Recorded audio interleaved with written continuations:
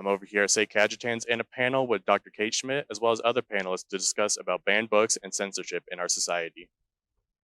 Books have been a topic discussed by many people on whether or not certain books should be banned. A discussion that was shared in a panel was how there have been an increasing amount of children's books removed from the schools and libraries. I further spoke with Dr. Kate Schmidt about the topic.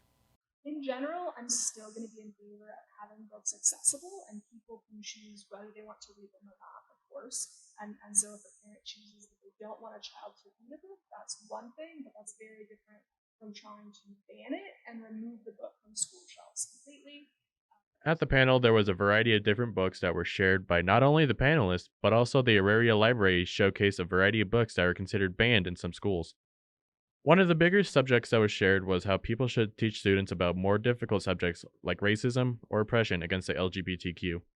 Especially a lot of the recent bans have targeted children's books that deal with LGBTQ individuals, in some cases pushing to challenge or ban a book just because it doesn't portray a heteronormative relationship.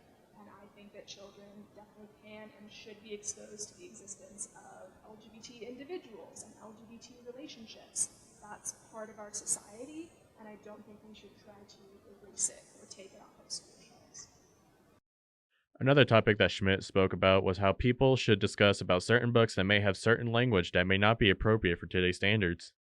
So one reason that many books are banned is because they contain offensive language, including like racist terminology. Again, I would hope that if those books are being taught or being read, we can approach them as sort of historical artifacts, and we can place them in the context of that time period.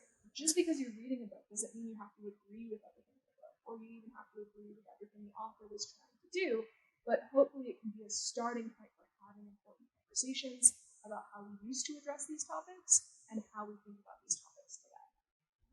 The panel discussed about how there should be more discussions on more difficult subjects rather than completely banning them from students. I hope that everyone keeps reading books, including books that challenge your existing views, and let's have the difficult conversations about the philosophical issues, the political issues that come up around many of these topics that result in book challenges. Instead of taking the books off the shelves, let's just be